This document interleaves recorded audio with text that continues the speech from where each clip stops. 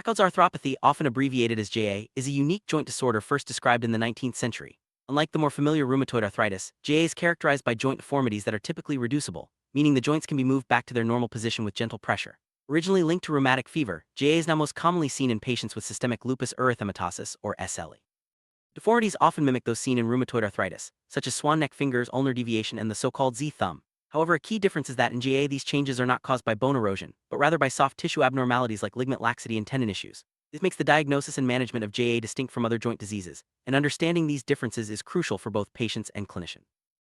Jaccoud-type arthropathy is relatively rare, affecting about 5% of people with systemic lupus erythematosus. The exact reasons why only a small subset of lupus patients develop JA remain unclear. Research suggests that the deformities arise from soft tissue changes, like lax ligaments and tendon displacement, rather than direct joint inflammation. While some studies have explored links to autoantibodies or genetic markers, no definitive cause has been found.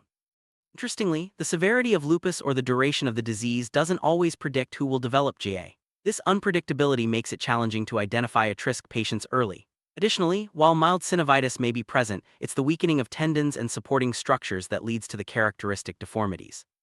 Ongoing research is exploring the role of cytokines such as IL-6 and genetic factors, but more studies are needed to fully understand the pathogenesis. Clinically, Jaccoud's arthropathy most often affects the hands, causing deformities like ulnar deviation, swan neck fingers, and the Z thumb. These changes can also appear in the knees, shoulders, and feet. A hallmark of JA is that especially early on the deformities are reducible. They can be corrected by passive movement. However, over time, some cases progress to fixed deformities due to soft tissue fibrosis and muscle wasting. Like rheumatoid arthritis, patients with JA may have little or no joint pain, and plain X-rays typically show no bone erosion.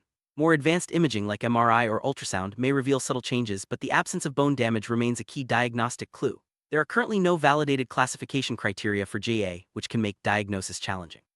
Distinguishing JA from similar conditions such as rheumatoid arthritis or other connective tissue disorders is essential for appropriate management. Imaging plays a crucial role in differentiating Jaccoud's arthropathy from other joint diseases. Standard X-rays typically show joint deformities without bone erosion, which is a key feature distinguishing JA from rheumatoid arthritis. Occasionally, unusual findings like hook osteophytes or carpal collapse may be seen, but these are rare. Advanced imaging techniques such as MRI and ultrasound can detect subtle changes like mild synovitis or small erosions, but these are not the primary drivers of deformity in JA. When it comes to management, there is currently no specific treatment to reverse established deformities. Therapy focuses on controlling inflammation with medications like corticosteroids, methotrexate, and antimalarials. Physical therapy and orthoses may offer some support, but surgical interventions have shown limited success. Research is ongoing into biological therapies and early intervention strategies, with the hope of improving outcomes for patients with JA in the future. Jaccoud-type lupus arthropathy remains a challenging condition for both patients and clinicians. Its hallmark is the presence of reducible joint deformities, most often in the hands, without the bone erosion seen in other forms of arthritis. The underlying mechanisms are still not fully understood, and there are no validated diagnostic criteria or targeted treatments. Current management focuses on controlling inflammation and supporting joint function, but there's a clear need for more research.